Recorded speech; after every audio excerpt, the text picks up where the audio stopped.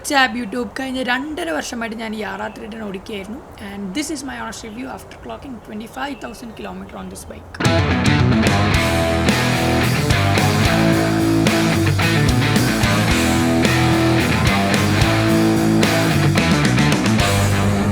So welcome to my YouTube channel guys. My name is Abhinav and ഇതാണ് എൻ്റെ Apache RR310 BS4.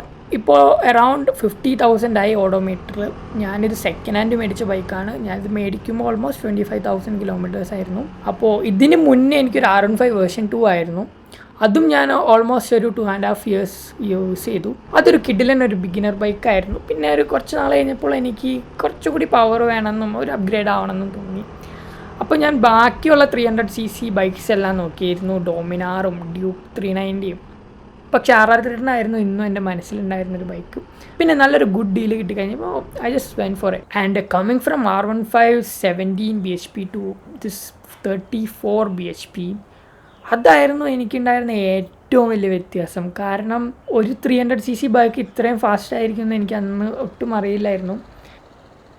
ഇപ്പോഴും ഇതെന്നെ amaze ചെയ്യിപ്പിക്കുമായിരുന്നു, the way it pulls. First റൈഡിൽ ഞാൻ ഓർക്കുന്നു 0 to 100 was like way faster than the R15. And how to train your dragon മൂവിയിൽ Hiccup first ആ ടൂത്ത്ലെസ്സിനെ റൈഡ് ചെയ്യുന്ന ഒരു സീനുണ്ട്. അതേപോലെ തന്നെയായിരുന്നു എനിക്ക് ഈ ബൈക്ക് ആദ്യമായിട്ട് ഓടിച്ചപ്പോൾ. ഇനി നമുക്ക് ബൈക്കിനൊരു വാക്ക് റൗണ്ട് നടത്താം. ഈ ബൈക്കിൻ്റെ ഏറ്റവും വലിയ പ്രത്യേകത എന്ന് വെച്ചാൽ ഞാനൊരു ടൂത്ത്ലെസ് ആയിട്ട് ഭയങ്കരമായിട്ട് സാമ്യം എനിക്ക് പലയിടത്തും തോന്നിയിട്ടുണ്ട്. ഈ ഫ്രണ്ടിൽ നിന്ന് തന്നെ നോക്കുമ്പോൾ നമുക്ക് ടൂത്ത്ലെസ്സിൻ്റെ കറക്റ്റ് മുഖം പോലെയായിട്ട് എനിക്ക് തോന്നാറുണ്ട്. പിന്നെ നമുക്ക് ഹെഡ്ലൈറ്റ് പെർഫോമൻസ് നോക്കുകയാണെങ്കിൽ ഞാൻ ഓടിച്ചതിലും ഞാൻ കേട്ടതിലും വെച്ച് ഇത് വൺ ഓഫ് ദി ബെസ്റ്റ് ബൈക്സാണ് ഹെഡ്ലൈറ്റ് പെർഫോമൻസ് ആണെങ്കിലും. പക്ഷേ അതും നമ്മളിപ്പോൾ ഒരു ഹൈവേയിൽ രാത്രി പോവുകയാണെങ്കിൽ ഓക്സിലറി ലൈറ്റിലാണ്ട് ഞാൻ സജസ്റ്റ് ചെയ്യില്ല. കാരണം ഹൈവേ പോകുമ്പോൾ you guys definitely need an auxiliary light. പിന്നെ സൈഡ് പാനൽസിലേക്ക് വരുമ്പോൾ എനിക്ക് കുറച്ച് സ്ക്രാച്ചസ് ഒക്കെ ഉണ്ടായിട്ടുണ്ട്. ഇതിന് മുന്നേ ഒരു ആക്സിഡൻറ്റ് ഉണ്ടായിട്ടുണ്ട് വിത്ത് അനദർ പ്ലഷർ. എൻ്റെ ബൈക്കിൽ കുറച്ച് സ്ക്രാച്ചസ് ആണെങ്കിൽ അന്ന് ആ പ്ലഷറിൽ ഫ്രണ്ട് മൊത്തം പൊളിഞ്ഞു പോയിട്ടുണ്ടായിരുന്നു. സോ അതിൽ നിന്ന് എനിക്ക് മനസ്സിലായി the plastic quality is really solid. Rider seat is actually good enough, എനിക്ക് കുഴപ്പമൊന്നും തോന്നിയിട്ടില്ല. But pillion seat it is very bad actually. And it's not a pillion friendly motorcycle as well. Coming to this side, let's talk about the most annoying part of the bike, the silencer. So നിങ്ങൾക്ക് എല്ലാവർക്കും അറിയാം ഈ 310cc engine from BMW as one of the most worst exhaust note of all the bikes I guess, and mainly due to it's a reversed inclined engine ആണ്. അതാകുമ്പോൾ ഈ exhaust pipe ഭയങ്കര ഷോർട്ടറാണ്. അതുകൊണ്ട് തന്നെ ഈ ഐഡിലിംഗ് RPMലുള്ള sound is like 100cc commuter bike പോലെയാണ്. പക്ഷേ once you start riding around like more than 5,000 to 6,000 RPM then it completely transform.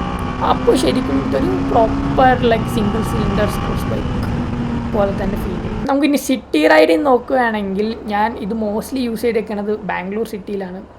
So എനിക്ക് ആകെ ഒറ്റ ബൈക്കാണുള്ളത്. അപ്പോൾ ഞാൻ ഡെയിലി കമ്മ്യൂട്ട്സിനും വീക്കെൻഡ് റൈഡ്സിനും എല്ലാത്തിനും യൂസ് ചെയ്യുന്നത് ഇത് തന്നെയാണ്. ഞാൻ ഓൾമോസ്റ്റ് ഒരു 10 കിലോമീറ്റേഴ്സ് എല്ലാ ദിവസവും ബാംഗ്ലൂർ ട്രാഫിക്കിൽ ഓടിക്കുമായിരുന്നു. ആൻഡ് നമ്മൾ സൈസ് നോക്കുകയാണെങ്കിൽ ഇത് സാധാ ഒരു നോർമൽ ബൈക്കിനേക്കാളും കുറച്ചും കൂടി വലിയൊരു ബൈക്കാണ്. നമുക്ക് അഡ്വഞ്ചർ 1250 GS അങ്ങനെയുള്ള ബൈക്കുമായിട്ടൊന്നും കമ്പയർ ചെയ്യാൻ പറ്റില്ല. ബട്ട് സ്റ്റിൽ നോർമൽ ഒരു ബൈക്കിനേക്കാളും വലുതാണ്. അതുകൊണ്ട് തന്നെ ഇനീഷ്യലി ട്രാഫിക്കിൽ ഇത് ഇച്ചിരി ബുദ്ധിമുട്ടായിരുന്നു. എനിക്ക് ബൈക്കോ അല്ലെങ്കിൽ ഒരു സ്കൂട്ടറോ പോലെ നമുക്ക് അങ്ങോട്ടും ഇങ്ങോട്ടും വെട്ടിക്കാനൊന്നും പറ്റില്ലായിരുന്നു. പക്ഷെ ഞാനതുമായിട്ട് പതിയെ അഡാപ്റ്റായി. പിന്നെ നമുക്കും അതും മനോറബിളായി തുടങ്ങി. പിന്നെ ഒരു സിറ്റിയിലേക്ക് വേണ്ട ആവശ്യത്തിലധികം പവർ ഈ ബൈക്കിനുണ്ട്. പിന്നെ ഈ ലോ ആൻഡ് ടോർക്കും അതൊക്കെ അത്യാവശ്യം സിറ്റിയിലേക്ക് വേണ്ടതിലും അപ്പുറം തന്നെ ഈ ബൈക്കിനുണ്ടെന്ന് തന്നെ പറയാം. അങ്ങനത്തെ ഒരു പ്രശ്നമൊന്നും എനിക്ക് തോന്നിയില്ല. പിന്നെ the ground clearance is actually really good. 100 kilo ഉള്ള പില്യൻസ് വെച്ച് തന്നെ ഞാൻ സ്പീഡ് ബ്രേക്കേഴ്സ് ചാടിയിട്ടുണ്ട്. എന്നിട്ട് വരെ അധികം ഇങ്ങനെ അടി തട്ടുകയോ അങ്ങനത്തെ പ്രശ്നങ്ങളൊന്നും ഇതുവരെ ഉണ്ടായിട്ടില്ല. And I would say ground clearance is actually pretty good for a sports bike. And let's talk about the highway riding and acceleration. അത് തുടങ്ങുന്നതിന് മുന്നേ നമുക്കൊരു ലോഞ്ച് ചെയ്യാം. 0 to 100 നോക്കാം.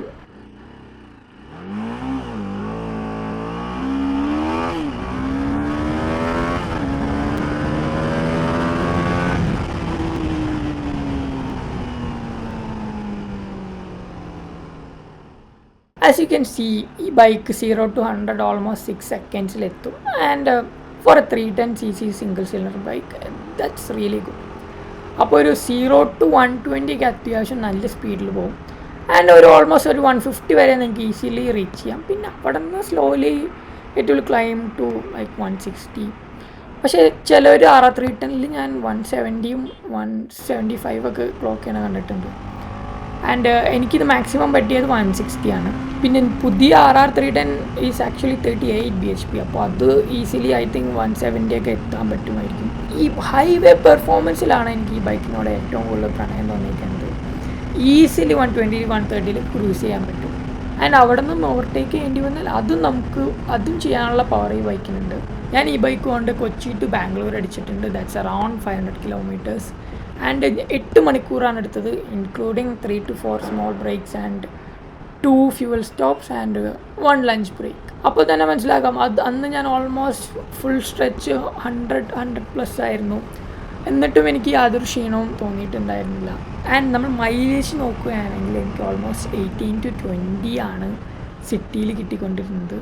ഇപ്പോൾ ഈ E20 പെട്രോൾ വന്നതിന് ശേഷം അത് ഓൾമോസ്റ്റ് 16 to 17 മാറിയിട്ടുണ്ട്. അപ്പോൾ മൈലേജ് സിറ്റിയിൽ വളരെ മോശമാണ്. പക്ഷേ ഹൈവേയിൽ എത്തുകയാണെങ്കിൽ ഓൾമോസ്റ്റ് എനിക്ക് ആ ബാംഗ്ലൂർ ടു കൊച്ചി അടിച്ചപ്പോൾ ഓൾമോസ്റ്റ് 32 വരെ കിട്ടിയിട്ടുണ്ട്. It's also depend on how you ride the bike. പക്ഷേ സിറ്റിയിൽ എനിക്ക് 20ക്ക് മേലെ കിട്ടിയേക്കുന്നത് വളരെ അപൂർവമാണ്.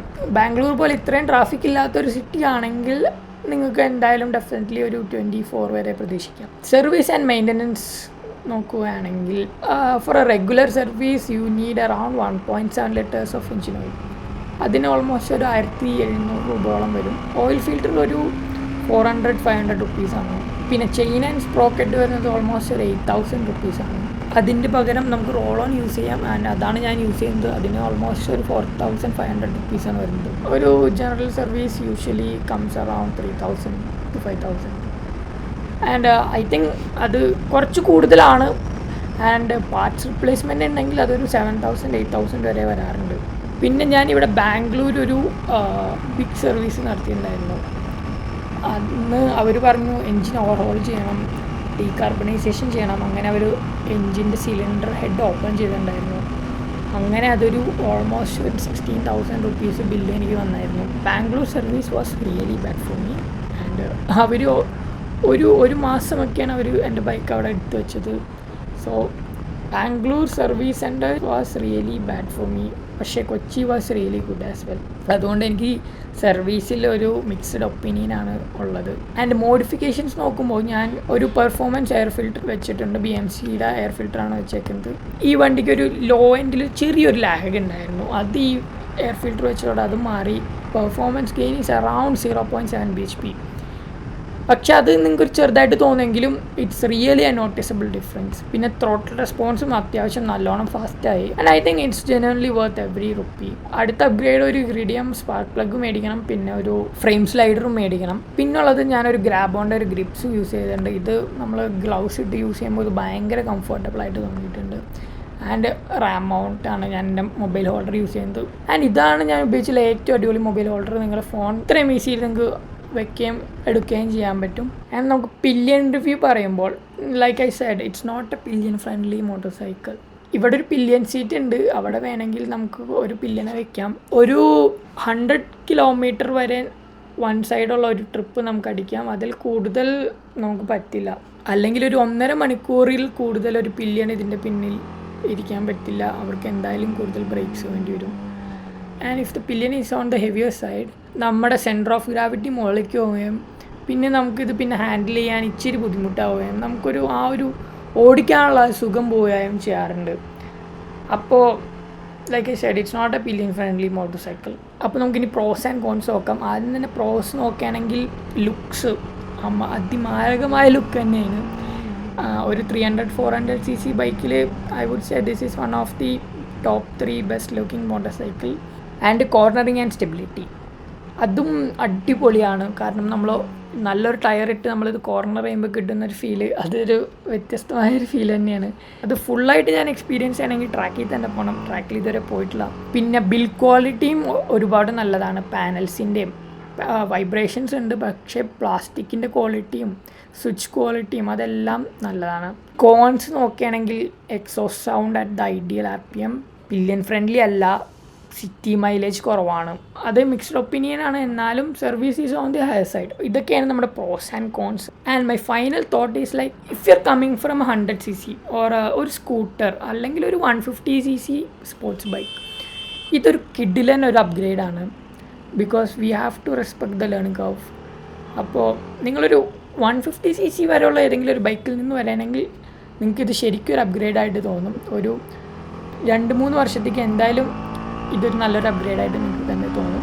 And this bike is mainly four solo Riders. നിങ്ങൾ യൂഷ്വലി ഒരു പില്യൻ വെച്ച് ഓടിക്കുന്ന ഒരാളാണെങ്കിൽ ഇതൊരിക്കലും ഞാൻ സജസ്റ്റ് ചെയ്യില്ല. സിറ്റിക്ക് മാത്രമാണ് നിങ്ങളൊരു ബൈക്ക് നോക്കുന്നതെങ്കിൽ so there are other better bikes for that category. And ഹൈവേയിൽ വരുമ്പോൾ ഈ ബൈക്ക് നിങ്ങൾക്ക് എന്തായാലും ഇഷ്ടപ്പെടും. ഞാൻ ഈ ബൈക്കിന് കുറച്ചാളും കൂടി വെക്കുമായിരിക്കും. Then I look for an upgrade. And I think TVS and BMW made a great machine. And like and subscribe for more videos. നിങ്ങളുടെ സപ്പോർട്ടാണ് എനിക്ക് ഇനിയും വീണ്ടും ചെയ്യാൻ എന്നെ മോട്ടിവേറ്റ് ചെയ്യുക. And I will see you on the next one. Peace.